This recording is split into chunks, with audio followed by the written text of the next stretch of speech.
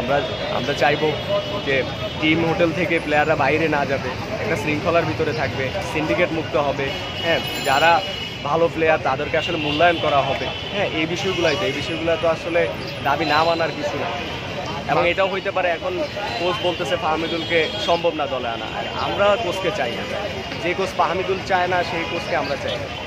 বাংলাদেশের ফুটবলের ভবিষ্যৎ কি দেখছেন? দেখেন, আমাদের দেশের তরুণরা বা অনেক মানুষই দেখা গেলো ইংলিশ প্রিমিয়ার লিগ বা বিদেশি ফুটবল নিয়ে অনেক মেতে থাকে, ব্রাজিল, আর্জেন্টিনা, স্পেন, এইগুলো নিয়ে। যখন এবং কিছু মানুষ তো অবশ্যই আছে, ভক্তরা আছে, আমরা যারা যে আমরা বাংলাদেশ ফুটবলকে ভালোবাসি, বাংলাদেশ ফুটবলের সুদিন আমরা দেখতে চাই, যেটা আগেও ছিল। এখন নতুন প্লেয়াররা যারা যুক্ত হচ্ছে তাদের মাধ্যমে, যেরকম হামজার মাধ্যমে আমরা সুন্দর একটা আবার অগ্রগতি দেখতে চাচ্ছিলাম, কিন্তু সেই জায়গায় আবার আরেকটা আসলে কালো ছায়া গতকাল থেকে নেমে আসছে।